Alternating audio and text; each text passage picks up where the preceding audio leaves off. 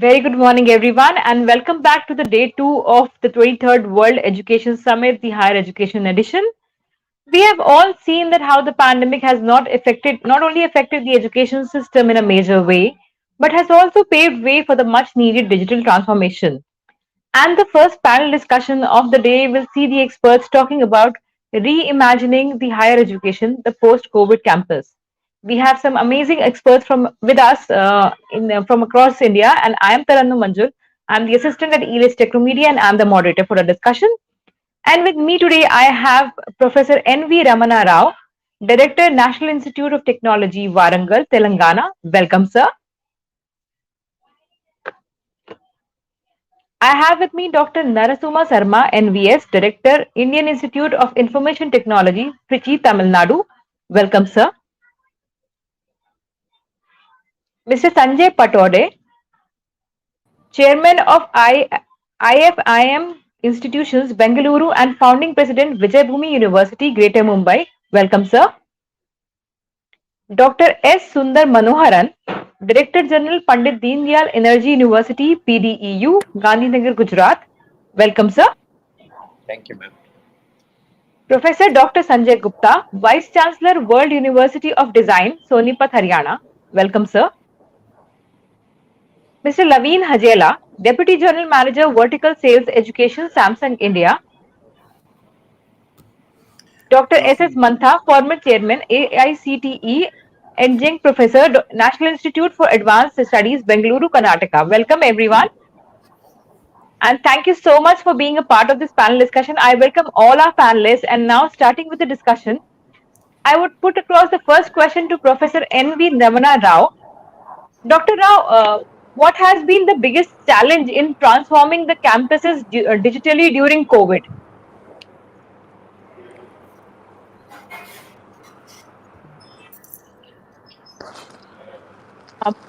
Professor Rao? Can't see him here now. I think I'll put this question to Dr. Sharma then. I'll put it to Dr. Sharma. Dr. Sharma, Yeah, morning, everybody. What Yeah, the according to you, biggest, sir, has been the biggest challenge in transforming campus digitally during COVID? yeah, the biggest challenge was the attitude of the people, particularly the students and their parents and concerned people, some other stakeholders. That the digital thing will work or not, how far it's going to be beneficial, and why it should be adopted now. All these were the major challenges for us. And conducting examinations were the another important thing because we closed the institutes around March 25th or 23rd or something like that, and just the exams were round the corner.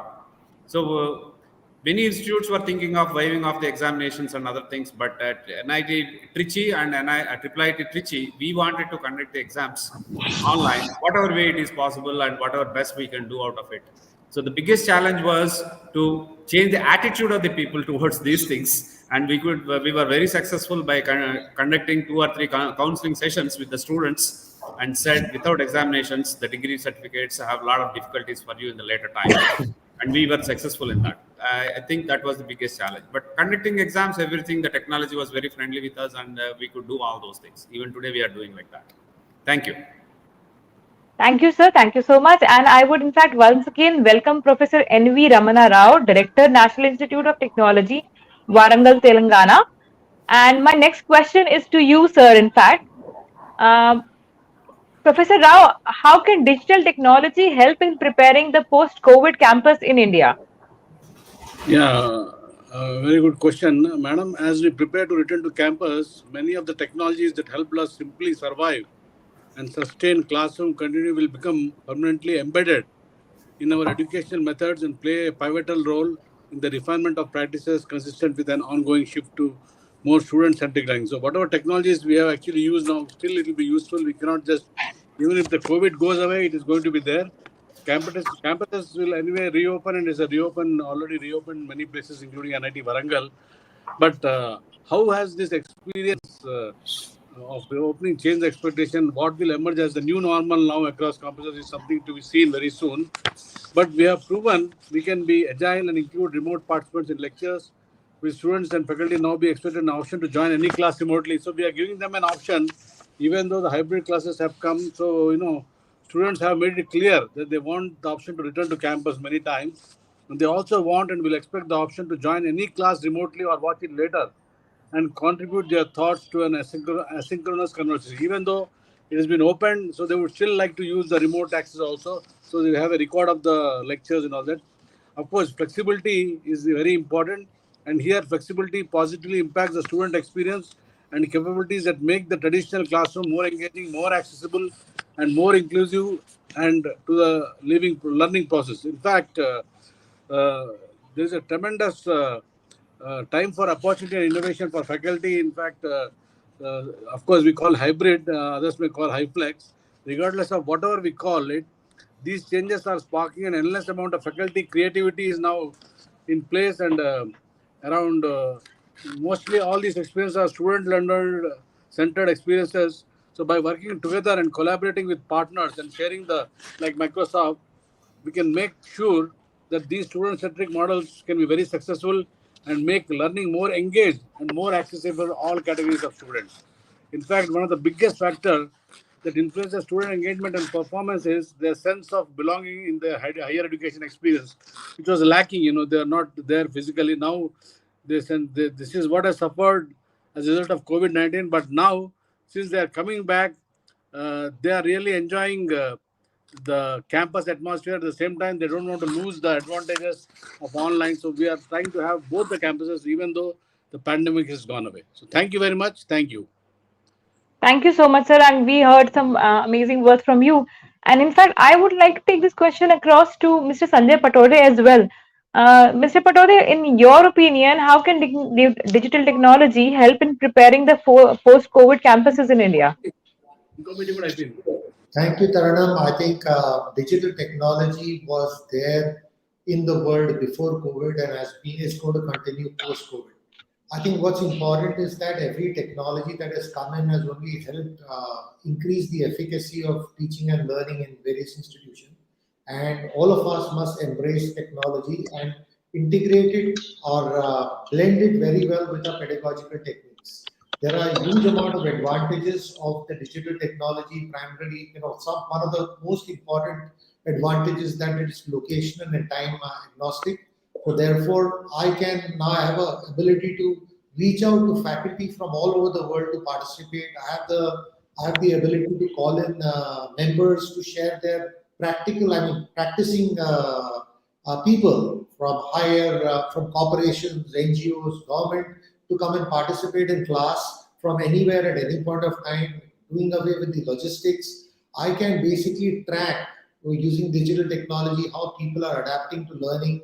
I've got a lot of flexibility on digital technology, and I think we should not confuse digital technology to be just zooming and using applications like this. I think there are lots that we can pull out from learning management system. We can pull out from adaptive learning.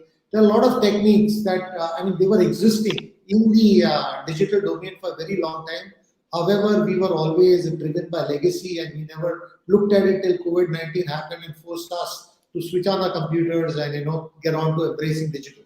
So now that it is there, it's going to be here to stay. It's going to be pervasive, and all of us need to look at every aspect, right from student information system to the way we do virtual classrooms, hybrid classrooms, to how we can do simulations, how we can bring in AR, VR into the entire classroom space. I don't know how metaverse is going to finally span out, but if it's metaverse, we need to bring metaverse into the place. So there are lots happening. I think we got to switch on a learning switch and ensure we keep learning and embrace digital technology as soon as it comes.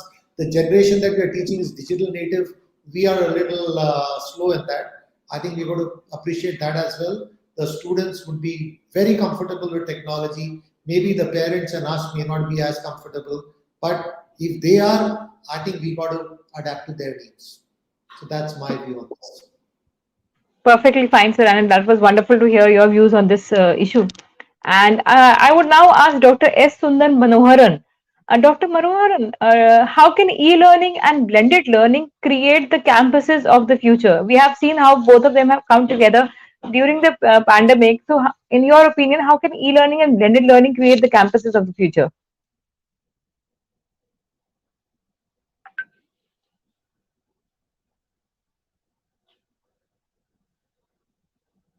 Yeah, Dr. Manoharan. So you're on mute. Thank you, madam, for this question, and also to IELTS for inviting us. I just want to add to some of the views expressed by the other colleagues regarding digital technology. So far, we have been talking about how this is being used for teaching. But I also want to talk about digital technology and its preeminence in learning, because I have feeling before COVID, we were talking about AI, we were talking about IoT, we were talking about the importance of virtual reality, mixed reality. But in my viewpoint, I think because of COVID, all these verticals of Industry 4.0 has become much more precious, and it is a forced entry into digital world, I should say. So students are compelled now to understand the rhythm, the pulse of digital technology in a big way. So it's no more considered to be optional. Now, if you see any technology, it is all quickly changing to digital transformation. Allowing students to adapt to it has become a very big bonus.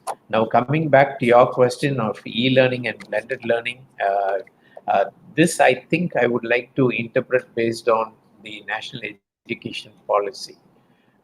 This is now no more an option.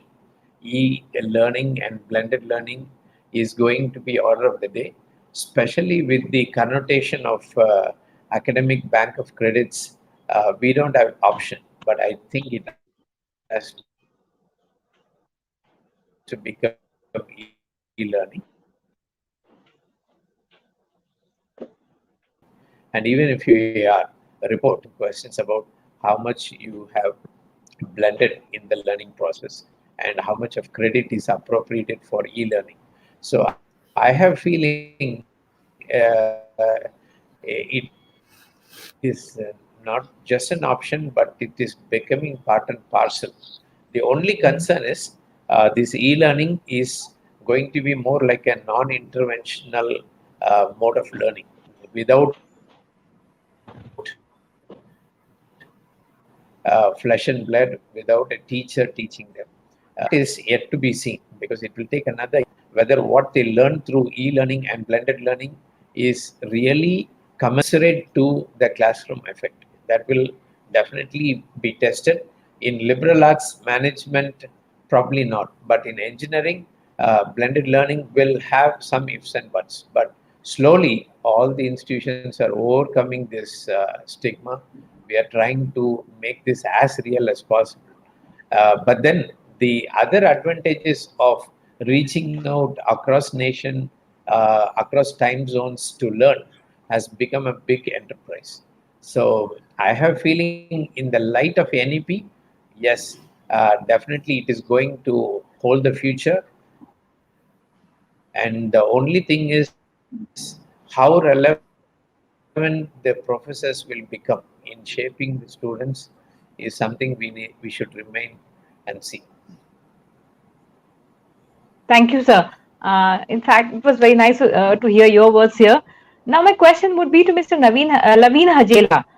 So, since Mr. Hajela, since you are from Samsung and you look at the vertical sales, in your opinion, what has been the biggest transformation and what will be the biggest transformation that will make all the campuses future ready? Thanks, Arnam. I think I'll just try to set the stage out here that apart from representing the industry out here, I'm also a father of a son who will be appearing for his standard 12th board number two. So Oh, the perspective would be all the mixed. best to him. Thank you so much.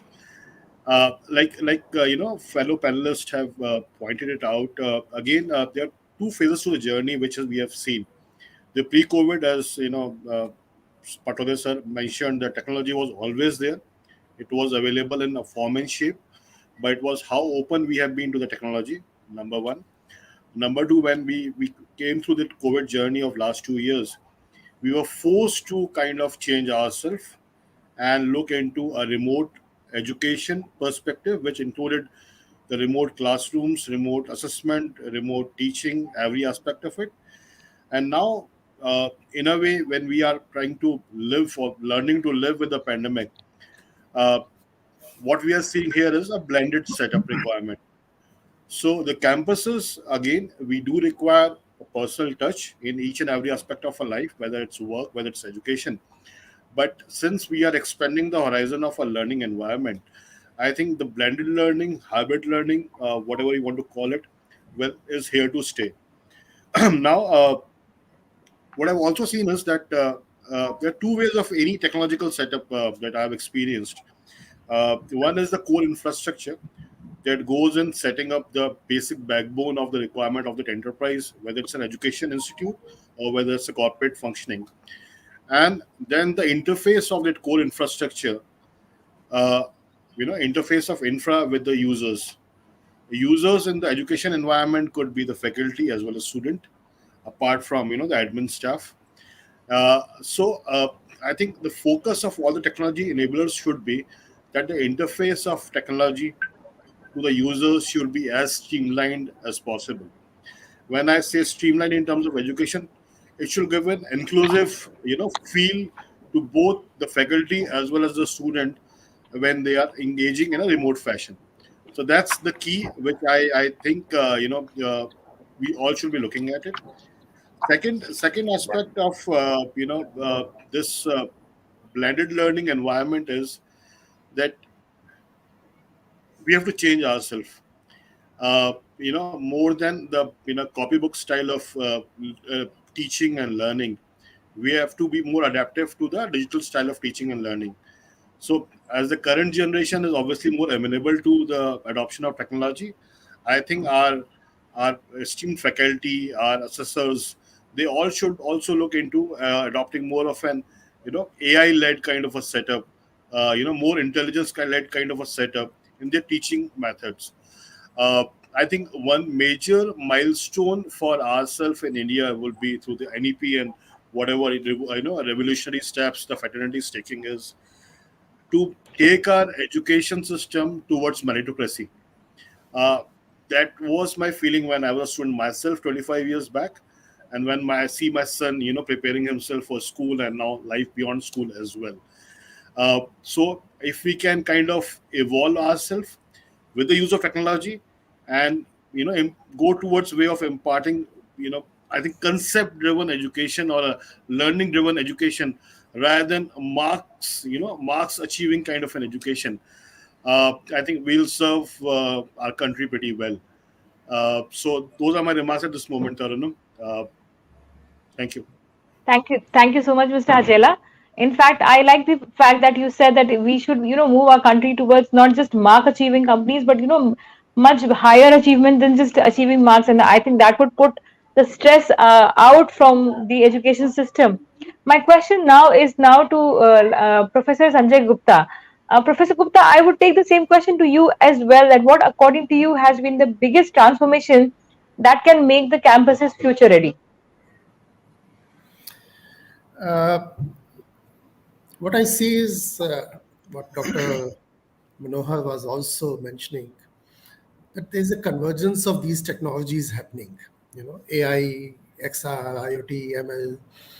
Before pandemic, they were in a certain stage. We were learning about them, but over the last 2 years, they have converged. They are converging so much so that tech has become now a part of everyday life. Now, for us, which is a design university and not a tech university, we are more of a no code or low code kind of an institution. So we consume these technologies to make sure that the new content gets generated for these technologies. So we have been planning to look at these incoming of these technologies and adoption in two ways. One is at the student level, how to enable consumption by them and make them industry ready. So we were pretty well prepared when COVID happened because most of our students have their own laptops. They're all tech enabled. They used to using various kind of softwares. The only problem we faced was that of connectivity for some of them because our students are coming from 22 states and from very villages and other things. But except that, there was no problem in going into the mode and adopting and innovating on technologies as we went ahead. Uh, so what we are now doing is we introduced AI about 3 years back into our programs. We introduced XR last year. We are introducing NFTs and metaverse now. We have opened a center of excellence for rapid prototyping and other technologies. So these are all consuming these technologies and bringing them into the design domain. We are not, writing any code as such, but with this, I think there's a huge gap there where we have been successful. And the outcomes have begun to show, but we are still a long way to go.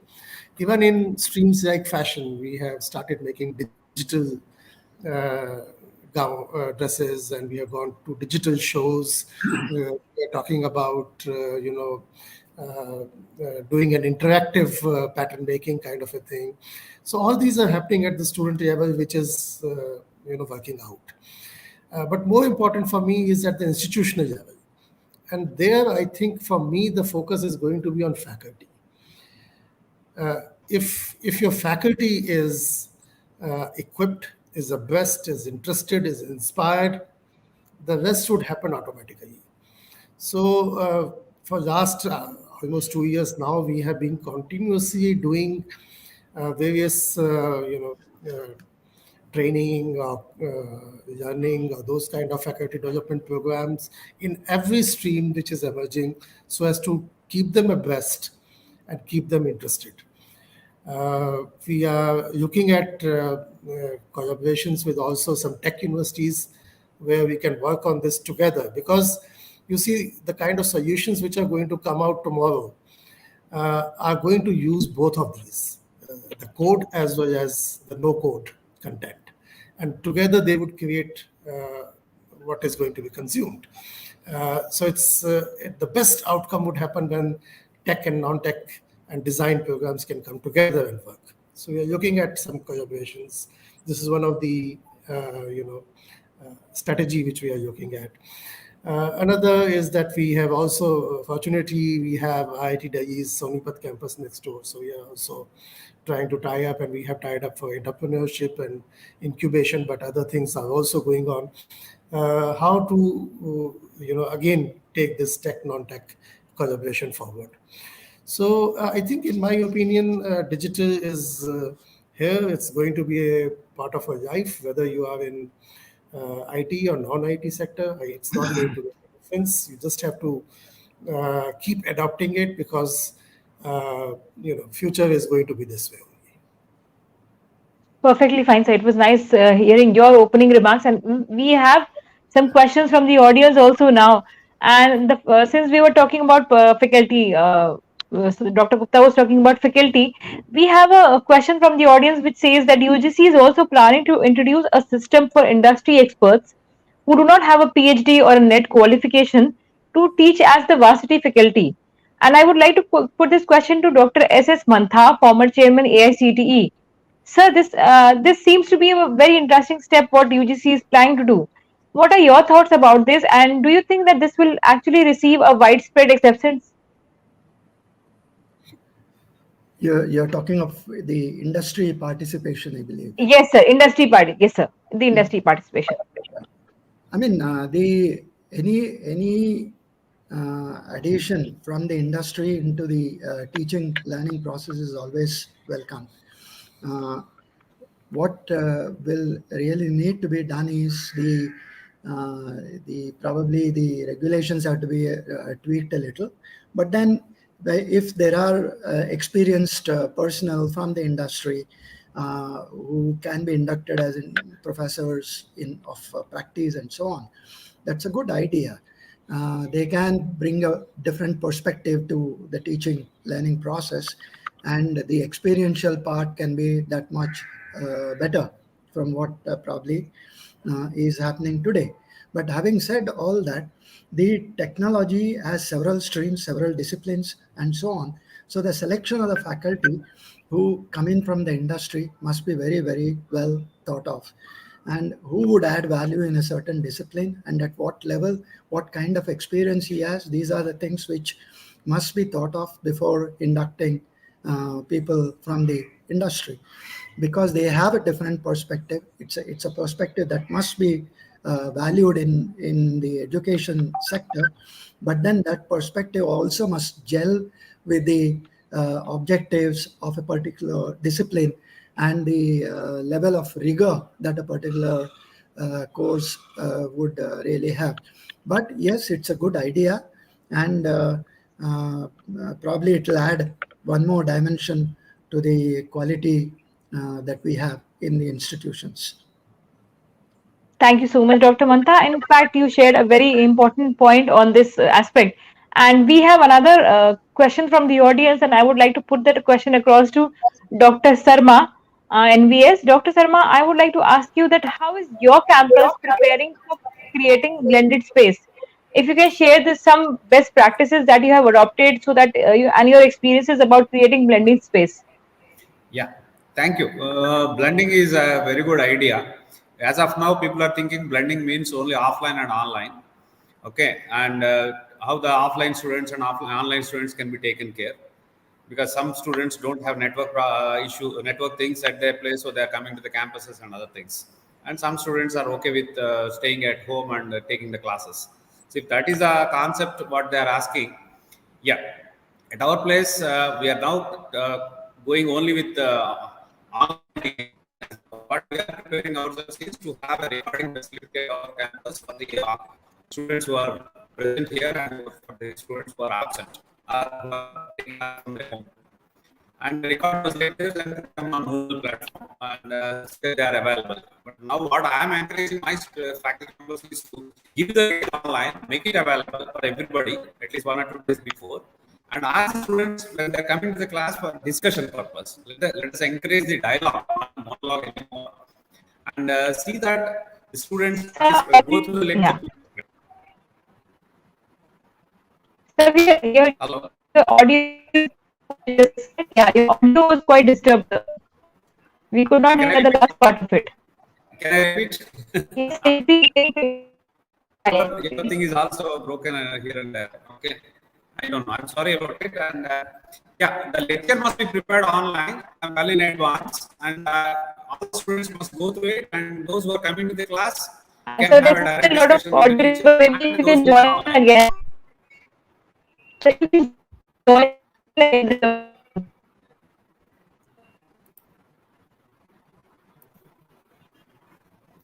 Hello, am I audible now?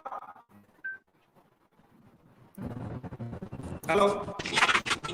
Yeah. Am I audible now? You can join in again. There was a break.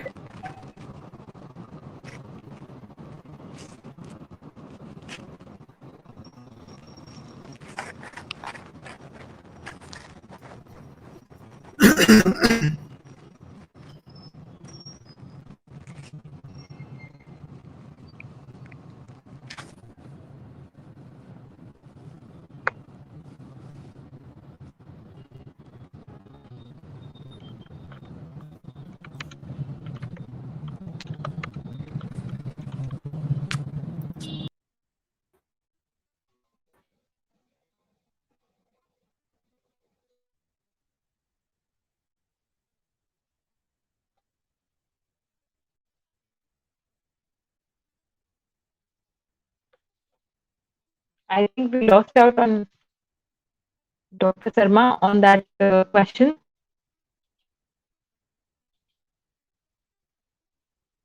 And in fact, Dr. Manohar and Professor K.V. Ramana also, there is some issue going on.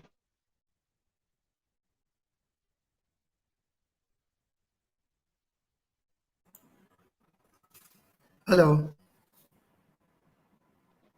Yeah, Dr. Sarma, can you just switch on camera and if we can have you again?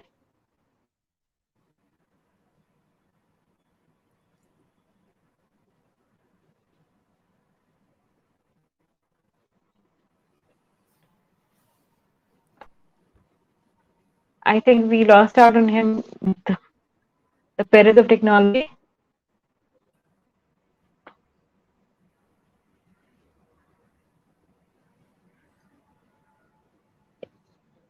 I think I'll take this question across to Mr. Sanjay Patode as well. Mr. Patode, how is your campus preparing for creating blended space? If you can share some of the practice that you are adopting. Can you hear me properly? Because I'm getting a very, very patchy sound from the other end.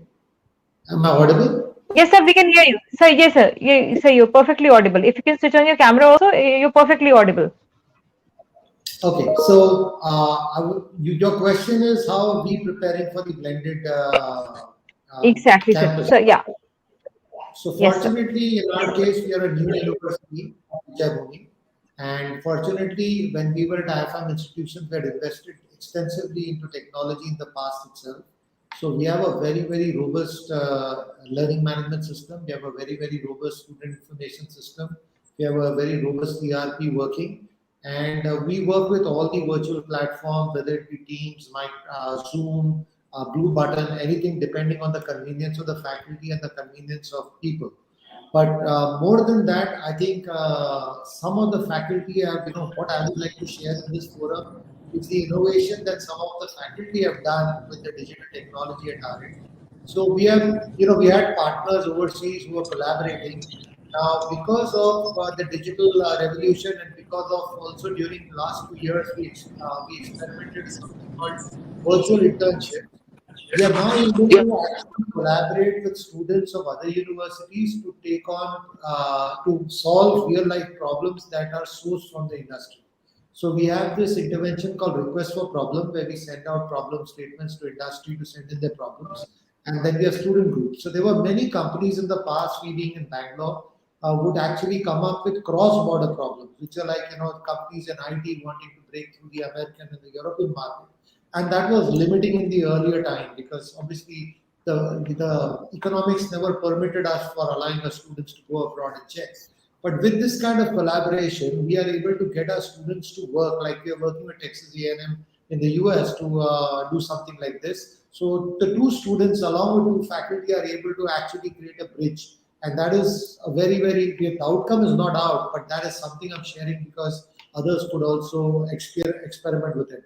So considering that meetings are virtual meetings, just like we are having now, students can very easily connect with students on the other side. Those students can actually interview or do primary data collation at their end, which could be bought in and made. So if you use this, I mean, it's about everybody's creativity and innovation. How this flexibility can be used and deployed to enhance the entire efficacy of learning. So that's one thing. So it brings collaboration. I mean, it's the best tool for collaboration. So that's the way we look at it. On the blended side, we are also integrated a platform which is an AI-driven platform which is currently being integrated at Vijayabhumi University, which is connected to our CCTV system for automatic surveilling all actions on the campus. To an extent, the AI platform can identify when students are throwing litter in the campus, so that can be identified, faces can be recognized. A lot of that is being work in progress. I'm not saying that it works 100%, but let's say even if it works 60%, it is a unique and a novelty feature to have within your campus because it reduces the surveillance load. And there are many other use cases that you can add to such technology through face recognition that can do away with attendance in classroom. A lot of that can be added. So we are preparing for that. We also did one thing in the past was we were recording all the lectures that were held in the offline mode. So there was a huge repository of recorded lectures using some amount of speech recognition and some amount of AI and NLP that existed. We were able to index these lectures with the course outline. So if a student wanted to go to a particular topic of the course outline, he could click and it would take him to that portion of the video for that faculty who spoke about that. So that was one way of searching through the video repository. So these are the things that we have been experimenting with. It's a lab at our end. Continuously, we keep trying out ideas. So it's a lot of fun. It's a lot of fun working with digital technology, and that's how blending is happening, allowing faculty to think out of the box, allowing students to think out of the box, and putting it all together. Thank you so much, Mr. Patode. And my question now is to Professor N.V. Ramana Rao. And this is also a question from the audience that the UGC is trying to digitize institutions and is eager to bring them into the online ecosystem. Is this a result of the pandemic, or will it now be a substantial for the institutions and it is here to stay? In fact, all the technological interventions during the pandemic is going to stay, and it will be using for teaching, learning, and evaluation processes. Technological interventions will also be used for supporting teacher preparation and professional development. It will help in also enhancing educational access by conducting several courses.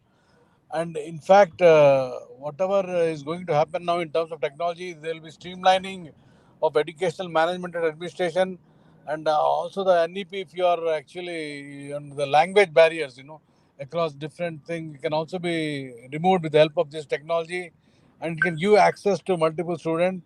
And in fact, as the previous speaker said, there are many disruptive technology like artificial intelligence and 3D reality that has emerged, and where extensive use will be there. And before scaling up these interventions, the use and integration of the technology to improve multiple aspects of education should be rigorously and transparently evaluated.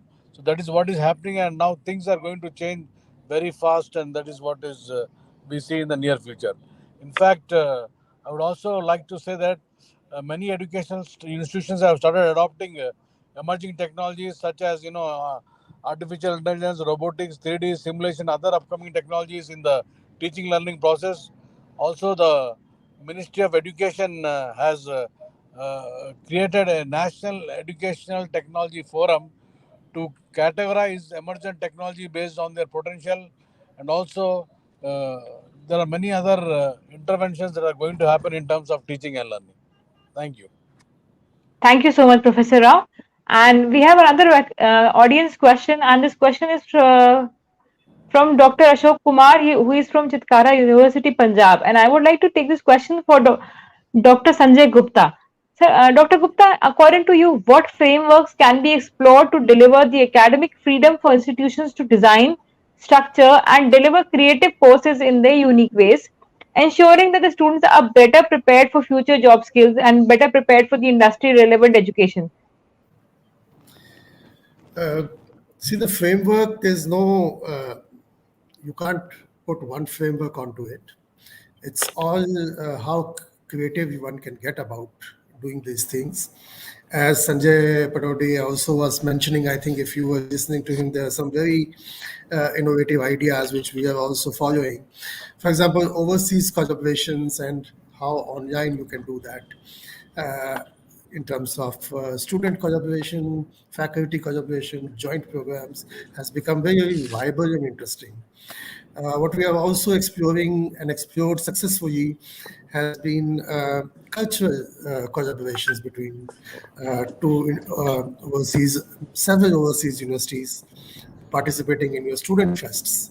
So, which also gives rise to interpersonal relationship getting developed. We have also, in learning management, if you see, we have introduced video assignments. So instead of researching and putting it in text and trying to type and everything, you can actually make a video and submit as a video assignment. We have explored virtual visits. So instead of taking the whole class for a trip to a site, we can send a couple of people who are close to that site, and they can do a virtual walk through the site with the rest of them logged in and doing the virtual visit along with them. So what I'm trying to say is that it's your innovation and creativity which can make your own framework. You don't have to depend on some existing framework. There are enough technology, enough platform solutions available. It's your ingenuity on how to put it to use for learning. Thank you, Dr. Gupta. I think Professor Rao was saying something. I think he's supposed to leave. Yeah, I have to Yeah, catch a yeah. flight. So Kindly allow me to Yes, sir. conclude. I totally, yes, perfectly fine, sir. Thank you so much for being a part of the event. And we do have speaker certificates, but I think we will be mailing you the speaker certificate at the end of it. Thank you so much for being a part of the event, sir. Thank you, thank you. I would also like to thank all my co-participants and for giving wonderful ideas and sharing their experiences with us. Thank you very much. Thank you so much, sir. So coming back to the discussion now, my question is in fact to Mr. Naveen Hajela. Mr. Hajela, if you can put some put your thoughts into this, that can free and open source technologies for teaching and learning be the role players for the post-COVID campus? Thanks, Saranam. Look again, the complete idea behind the education and expanding the horizon of education is accessibility. We have to make every tutorials or kind of connectivity to the tutorials. We're seeing couple of design institutes coming up. Video assessments. All these have to be pretty open in their platform. Having said that, as an education service provider, we are also mindful of the security part of the technology. Now when I say security, it's about IT security of the technology exchange, and this has to be this should not be prone to exploitation, or this should not be prone to some kind of a nuisance value to the faculty, to the administration, and to the students as well. So between open source and the secure part of it, I think we have to draw some balance out there. Now, if I may talk about Samsung, our portfolio works on a proprietary operating system, which is called Tizen. It's Samsung's own operating system, and the idea behind this Tizen is IT security. There are multiple layers of IT security involved. Unlike, again, with all due respect to all the other operating systems out there in the world, which are more omnipresent or more available, the I'll say the potency or the scope of manipulation is pretty limited in the proprietary, tightly knit kind of an OS. So, though I am not from the open source part of technology service providers, but my fair understanding says that the balance has to be there in terms of IT security as well as accessibility of technology. So somewhere down the line, you have to draw a line, and you have to balance it out. Thanks. Thank you, Mr. Hajela, for that thought that somewhere down the line things have to be balanced out. And now my question is to, in fact, Dr. Sundar Manoharan. And coming back to the audience question, because it's still open for all the panelists here. Sir, how is your university preparing for creating the blended space? If you can share your best practices. Uh, Campus readiness for what? So for creating blended space, how was your university preparing for what all you have done to create the blended space? If you can share your Okay. experiences with the panelists here. This is Okay. an audience question, sir. Okay. See, we were totally online, and slowly we went into hybrid mode. But definitely, we have completely transformed even the experimental courses through e-learning. Um, and now we are trying to reinforce once the students have come back to the campus. It's almost a month old. A month back, they came back to the campus. So we are able to give them a hands-on experience. But technically speaking, we have almost transformed the entire teaching learning process digital as well, whether it is theory courses um, or practical courses, especially the engineering faculty. All the courses are now through video demonstration. And we are also using LabVIEW as a tool where students can operate the machines as well. For example, if you want to,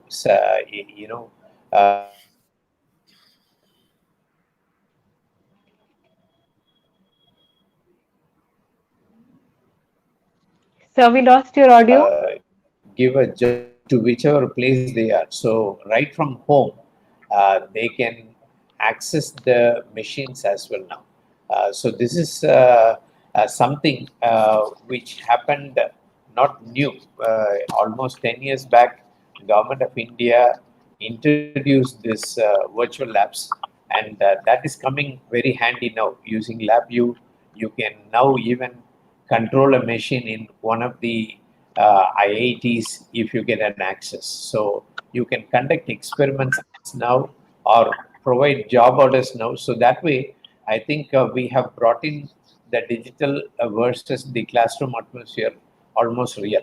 So this is what has been happening to us.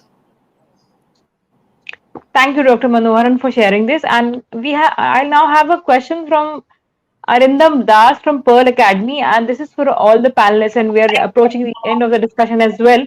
And this question is for all the panelists. So I would start this question from Dr. Sarma. Uh, the implementation of NEP will be the biggest challenge in a country like India, where the population is so diverse.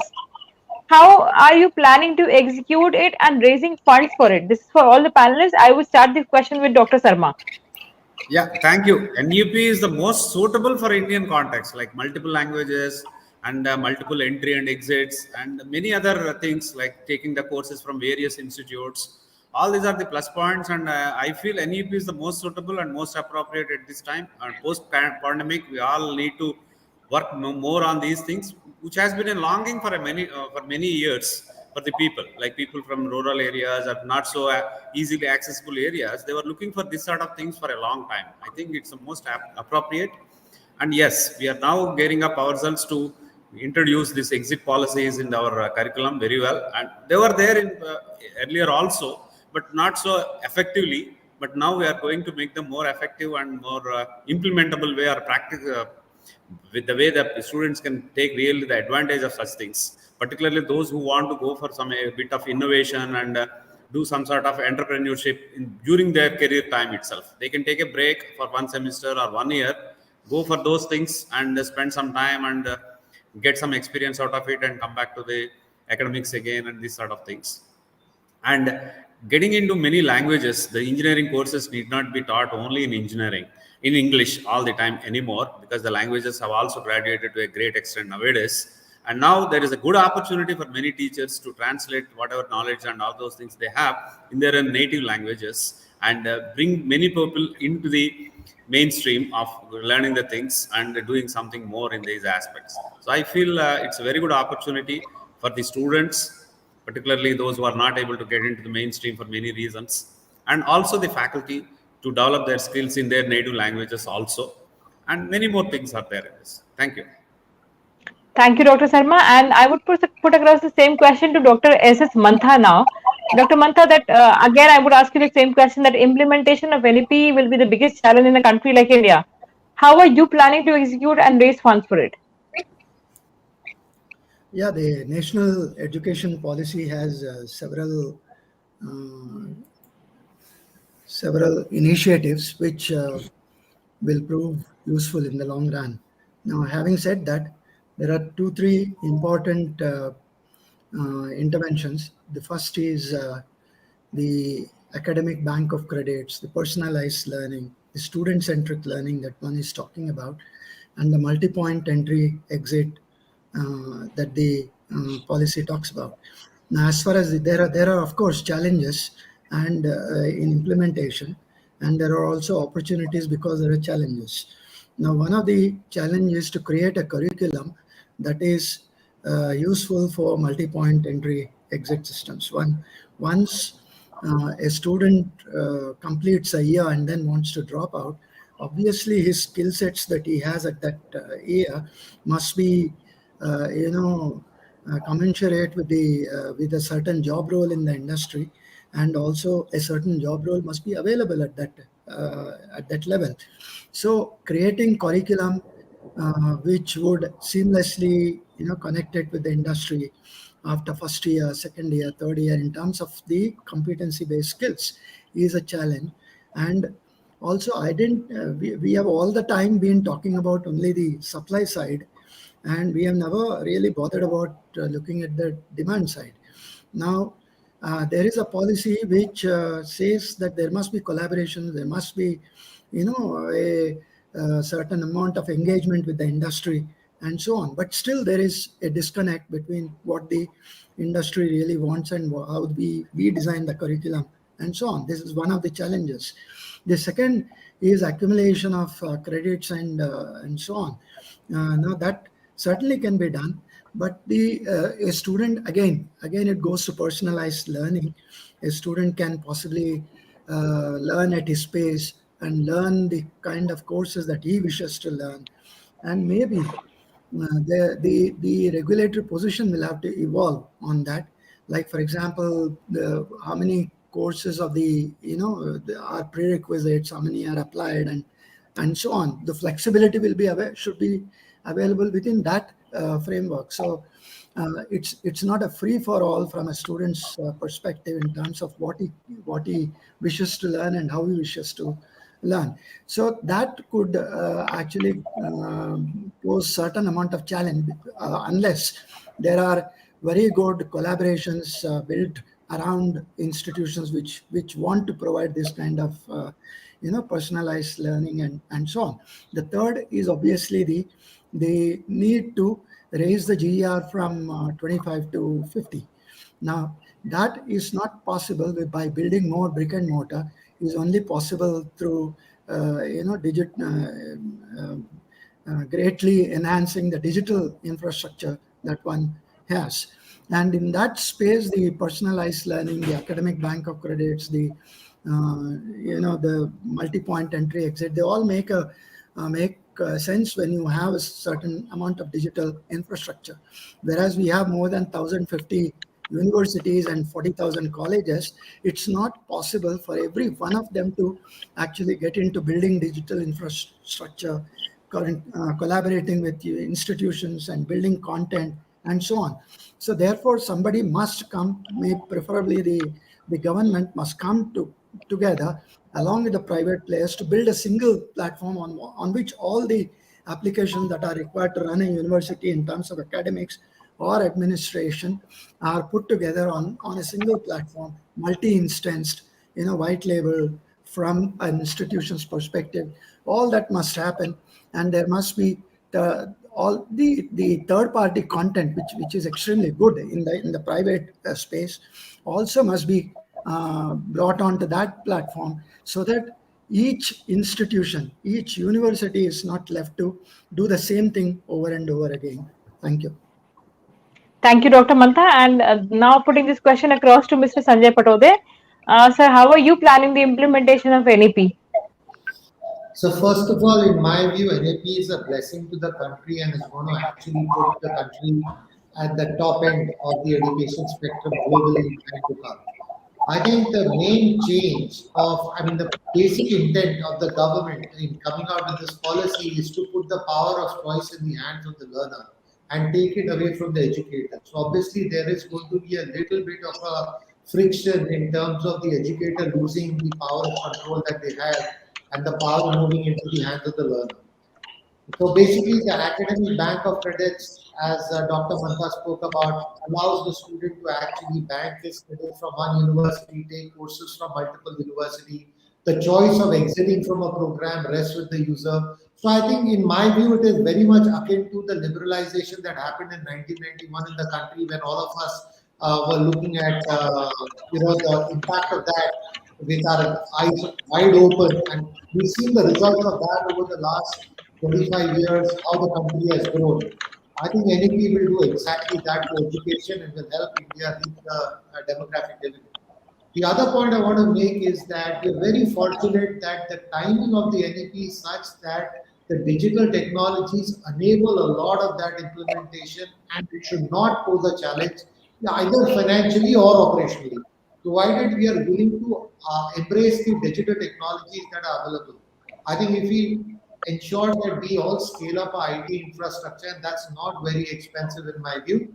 If we all invest, instead of investing into buildings, into IT infrastructure and into the software that goes to enhance learning, I think we'll be far better. We need to change from the mindset of building classrooms and auditoriums to basically using classrooms more efficiently by using technology and optimally.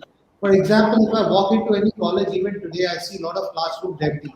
because we work with a very traditional mindset that this class is meant for this stream. So when the stream use of classroom is over, that lies empty. However, that can be utilized, to use some statistical algorithms to ensure that they are optimally used. You will see that physical infrastructure can be leveraged at least 5 times over to enhance your scale of operation, and that would actually impact GR. The other thing is about doing online learning. I think 40% of your content can be taught online or whatever percentage that exists. It's a phenomenal flexibility. Imagine we can have work integrated learning programs added where apprenticeship can grow within the institution. So I think NEP has to be read by the spirit of the word and not from the letter aspect. I think it's giving freedom to educators and the learner to be innovative, to be creative, and to create a new normal for education in the future. That's my view on it. Thank you so much, Mr. Patode. And again, this question to Dr. Sundar Manoharan. If you can also share about the implementation of NEP and how are you planning it? Ma'am, I'm glad that Dr. Manta almost brought out all the essential facts. But I have taught at IIT Kanpur for 20 years, so the teaching philosophy is different. Now I am with a private university. So the dynamics in private university is completely different, and the way we adopt NEP is also very different from the way we teach at IIT or NITs. There are some obligations regarding program accreditation. So when you actually implement in letter and spirit the NEP, uh, to whom are we answerable? Who is going to evaluate?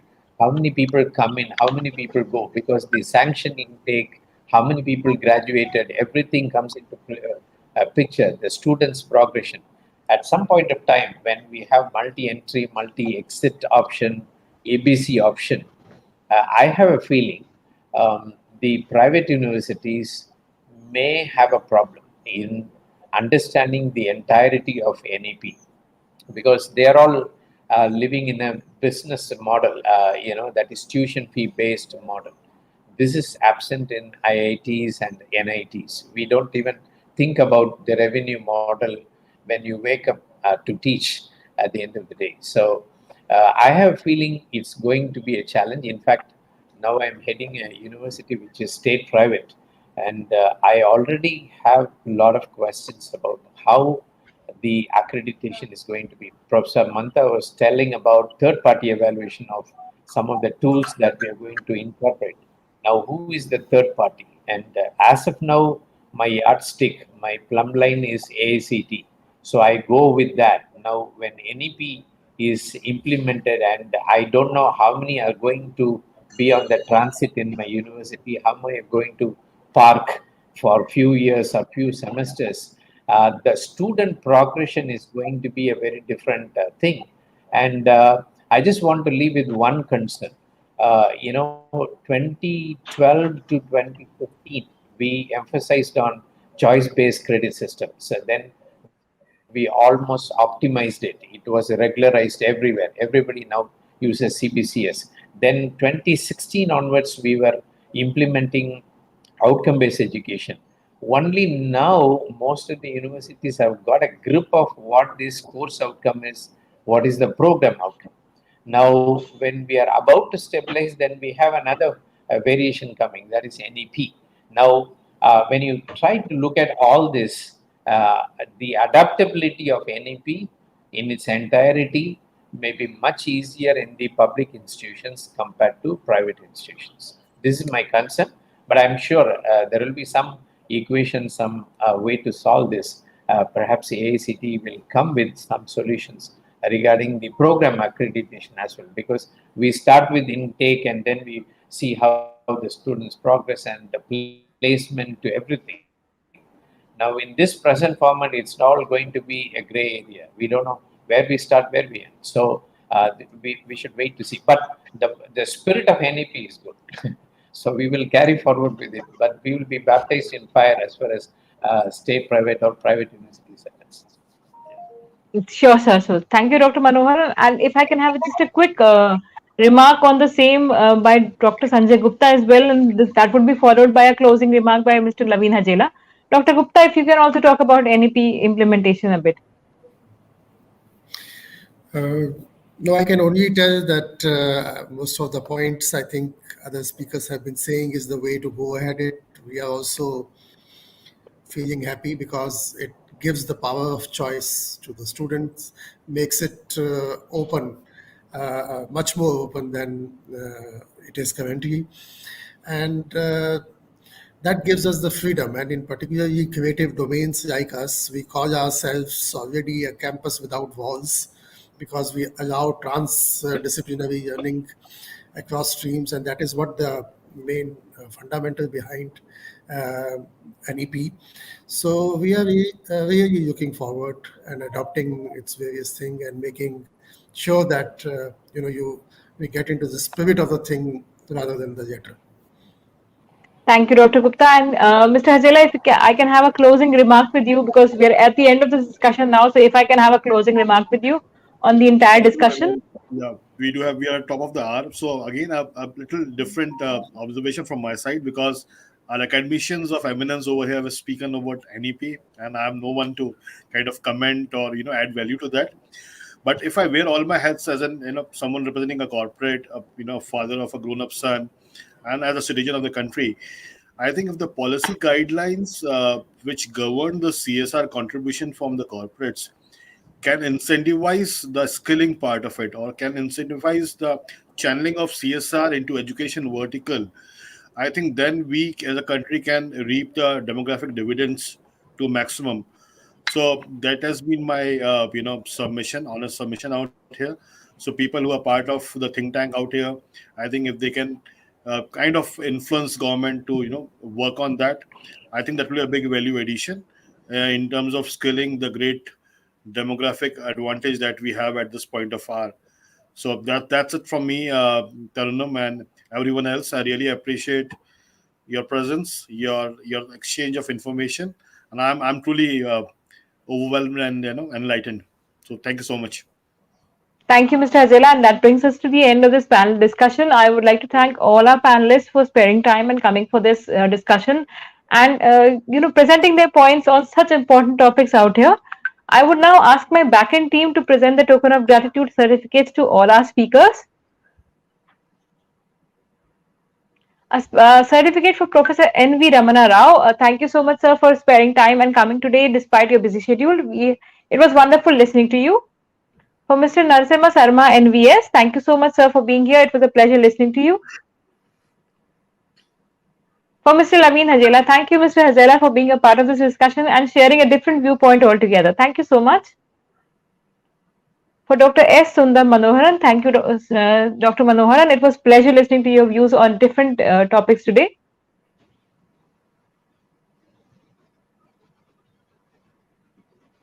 For Professor Dr. Sanjay Gupta, thank you, Dr. Gupta, for being a part of this panel discussion and sharing your viewpoints on the topic. For Mr. Sanjay Patode, thank you so much, sir, for being a part of this discussion and sharing your insights and views on the different issues that have been raised in this discussion. For Dr. S.S. Mantha, thank you so much, sir, for being a part of this event and being a part of this panel discussion. It has been wonderful listening to all our eminent panelists. And we have a lot of discussions going today and tomorrow as well, which is the second and the third day of the World Education Summit. If you would like to participate in that, feel free to connect to us, and you can participate in them as delegates. Thank you so much, sir. Thank you so much, everyone. Have a great day. Thank you.